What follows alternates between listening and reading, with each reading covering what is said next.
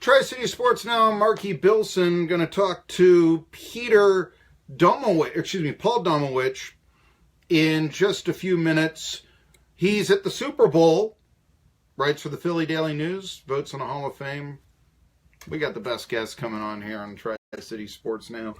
I do want to talk also a little bit, by the way, I proposed rules, and I talked a little bit off the air to John Iamarino, the commissioner of the Southern Conference, because I did think, hey, what about the Southern Conference as being, say, a training ground for a rule change? I've said many times I think college football games are poorly paced way too long. So what if, I say, you know what, let's try to get rid,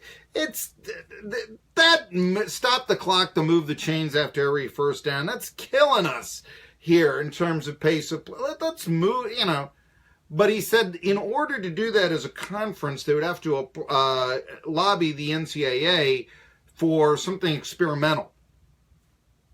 So that's the case. I'm of the era where I can remember when, say, the ACC, this was the year when NC State won the national championship in men's basketball, what the ACC had their own shot clock rules, and they set what their own three-point shot would be, something of that nature, So that's kind of what I looked like. But I've always thought, maybe a Southern Conference, maybe I ought to think about something like that. I do think a lot of college football rules are, quite frankly, archaic. I think that you should have the hash marks by the goalposts. I can live either way with moving back the extra point or not. I can go either way with that. I do think, get rid of this. Stop the clock to move the chains. Just taking far too long.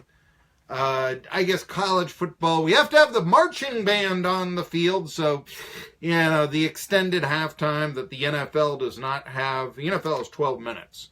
You go to the bathroom in the NFL, there's not enough time. I say this, you go to the bathroom, yes, guys gone to NFL games, obviously.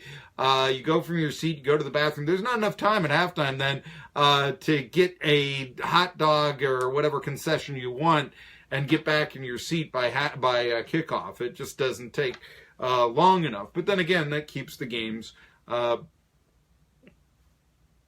fast moving. Looks like the XFL, when it comes back, isn't going to have a halftime. I think you might see that in 10 years in football. What do you think about that? All right, what to go with? I guess I could talk a little bit about the ETSU game, but I do want to say Chris Lowe of ESPN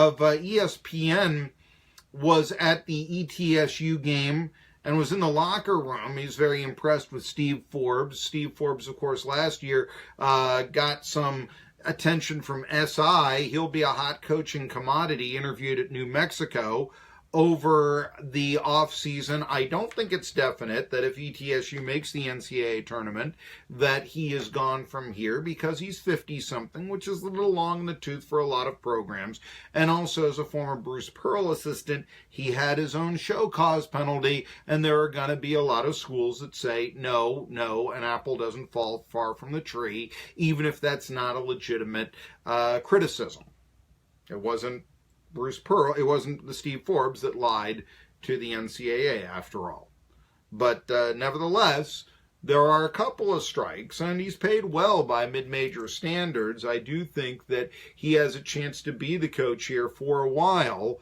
But yeah, the national media is now looking at Steve Forbes, and they'll make him into a coach to watch. But then again, they did the same thing to John Cressy back in the day. Bob McKillop a little bit. All right, let's go to the Super Bowl after this. I got, from the Daily News of Philadelphia, Paul Domowitch coming up, Tri-City Sports Now.